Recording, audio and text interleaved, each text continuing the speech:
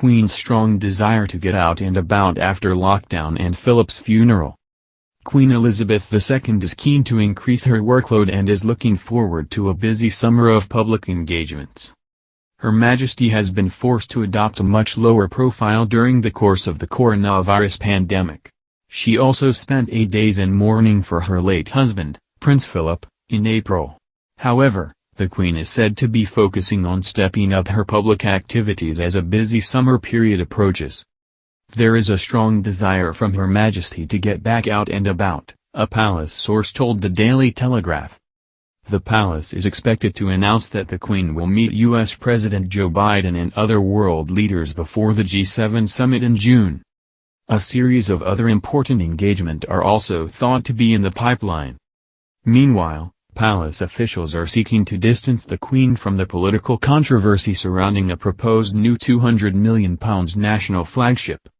Prime Minister Boris Johnson announced earlier this year plans to commission the country's first national flagship since the royal yacht Britannia was decommissioned in 1997.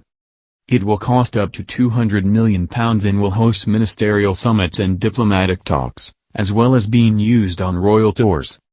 The proposal has been met with fierce criticism from some quarters, with questions about the wisdom of spending so much money on a yacht at a time of financial hardship for many. According to Daily Express royal expert Richard Palmer, palace officials are trying to distance the Queen from the project.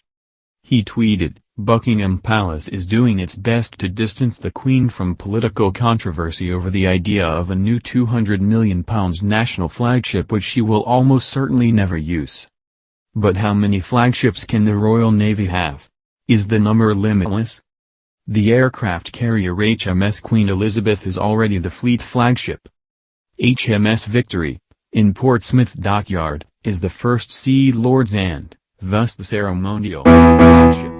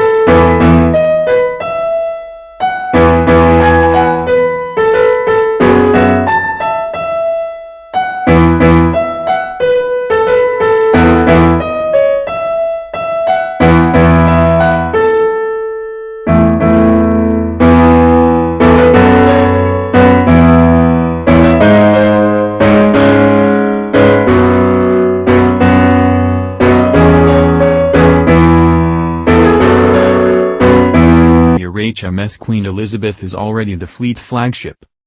HMS Victory, in Portsmouth Dockyard, is the first Sea Lord's and, thus the ceremonial, flagship.